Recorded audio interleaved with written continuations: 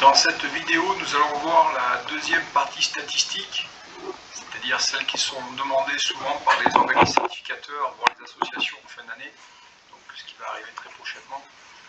Donc vous lancez votre logiciel.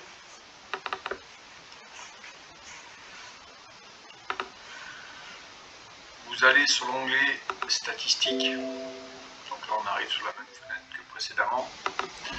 Donc on clique pour avoir toutes les statistiques. Donc vous avez là un visu de la certif actuelle avec le pourcentage d'inter-intra qui est dans le vert pour la 482 et dans le rouge pour toutes les autres.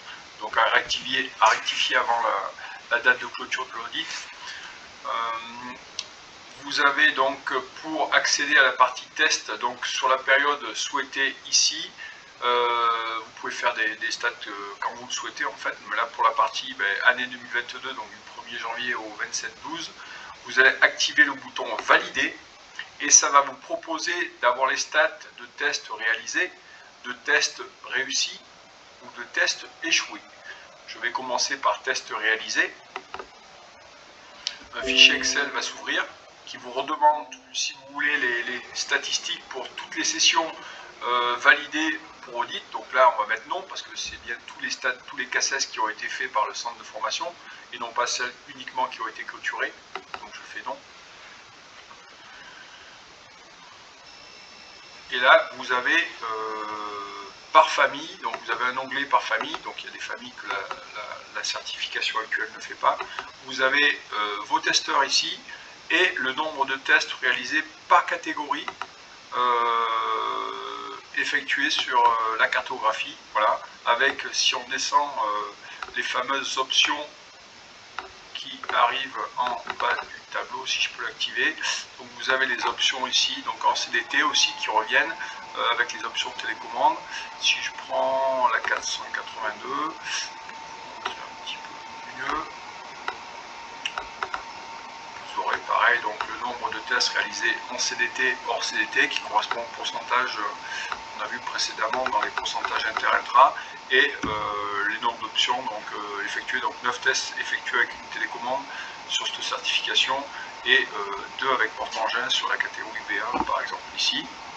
Donc ce fichier Excel est tout à fait téléchargeable, c'est-à-dire que vous cliquez dessus et vous faites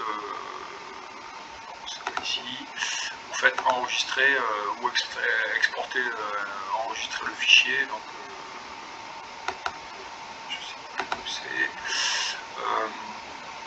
Vous avez la partie test réussi, donc pareil pour avoir toutes les stats.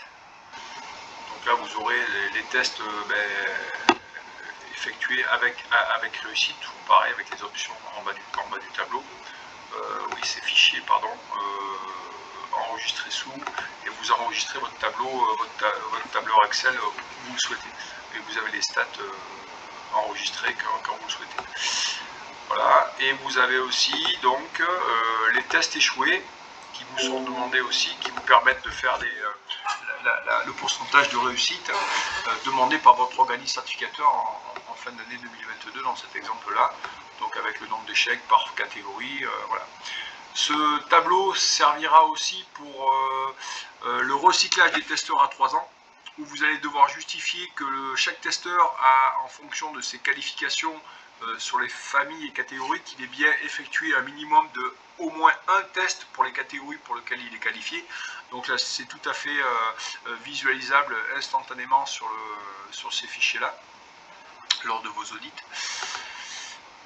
Voilà pour la partie statistique demandée par les organismes certificateurs.